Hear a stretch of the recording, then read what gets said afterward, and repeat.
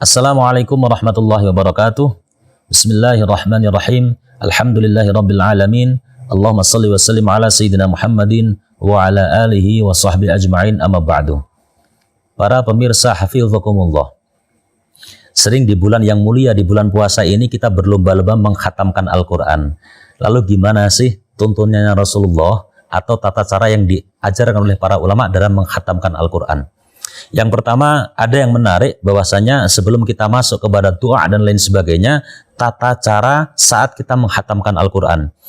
Ada sebuah hadis yang menjadikan satu cara khusus dalam menghatamkan Al-Quran yang diriwayatkan oleh Ubay bin Ka'ab. Beliau berkata bahwasanya Nabi SAW kana idza qara'a qul a'udzu birabbin nas, Rasulullah Shallallahu Alaihi Wasallam ketika menghatamkan Al-Quran sampai pada surah An-Nas, surah yang terakhir di dalam Al-Quran, iftataha minal hamdulillah.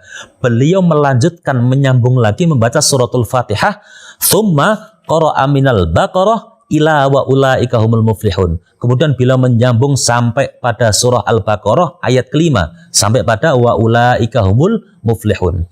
Baru setelah itu Rasulullah thumma da'a bidu'ail khatmi thumma qoma. Baru beliau kemudian membaca doa khatmul Quran. Nah, inilah yang kemudian ya, kita kenal dengan istilah al-hal al-murtahil. Amal yang paling disukai Rasulullah adalah amal yang berkesinambungan. Ketika dia selesai langsung memulai lagi. Al-hal al-murtahil namanya. Nah, itulah kemudian ulama-ulama, para masyayikh, para guru-guru kita ketika mengajarkan cara mengkhatamkan Al-Quran, tidak hanya sampai minal jinnati wan nas, shadaqallahul azim, tidak, sambung baca Fatihah sampai 5 ayat pertama pada suratul Baqarah, dari surah Al-Baqarah. Baru kemudian doa khatmul Quran. Nah, kemudian ada hal lain yang kemudian ini sangat dianjurkan bagi kita. Contoh misalkan ketika hari atau saat di mana kita mengkhatamkan Al-Quran, kita disunahkan untuk melakukan puasa.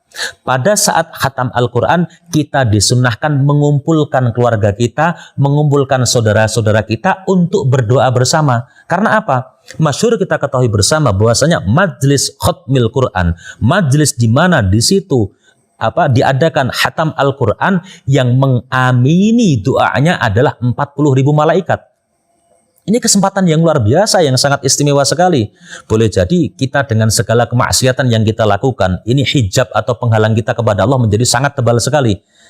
Tapi andai kata, mudahnya beginilah, doa kita ini nggak mustajab, tapi lihat siapa yang ngaminin. Malaikat, makhluk yang nggak pernah ngelakuin dosa, makhluk yang isinya diciptakan taat kepada Allah. 40.000 malaikat mengamin doa kita. Ini luar biasa. Nah, maka kebiasaan ulama-ulama kita, dan ini sebagian ulama di Tarim sana, ya, di Hadramaut, ini banyak yang para beliau itu mengkhatamkan Al-Quran di waktu bainal isya'ain, artinya waktu di antara maghrib dan isya. Ini menjadi turun-temurun yang memang dilakukan oleh para sahabat, para ulama dan seterusnya.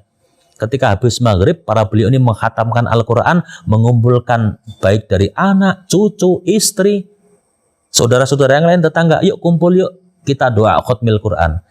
Karena faham betul di majelis itu yang mengamini adalah 40.000 malaikat. Sekali lagi, 40.000 malaikat. Lalu masalah doanya bagaimana? Doa itu bebas. Tapi yang paling afdol adalah doa yang warid dari baginda Nabi Muhammad SAW, atau yang biasa dilakukan oleh para sahabat, oleh para ulama. Andai kata kemudian kita kesusahan untuk menghafalnya, sambil baca bisa.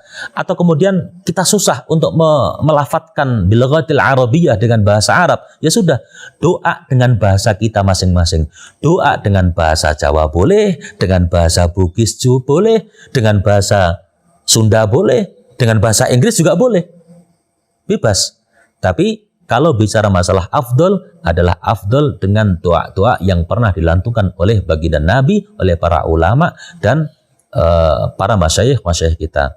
Ini sebagian kecil daripada adab ketika kita mengkhatamkan Al-Quran. Ingat, poin inti dari apa yang disukai Rasulullah adalah amal yang berkesinambungan. Jangan sampai sudah khatam, terus pengumuman kemana-mana, lu saya sekarang sudah hatam Al-Quran loh 30 juz, tapi setelah itu Al-Quran ditaruh di almari, dimuseumkan. Nggak boleh seperti ini, Rasulullah nggak suka. Ya kita terus. Meskipun nanti di majelis kita hataman ini, kita tidak bisa melanjutkan membaca yang banyak, nggak apa-apa, kita mulai dari sebagian juz 1, kemudian ditambah seperti itu. Ini namanya kita tengah melakukan apa yang dikatakan Rasulullah, amal yang berkesinambungan. Wallahu a'lam bissawab. Wallahul muwaffiq ila aqwamit thoriq wal 'afu minkum. Assalamualaikum warahmatullahi wabarakatuh.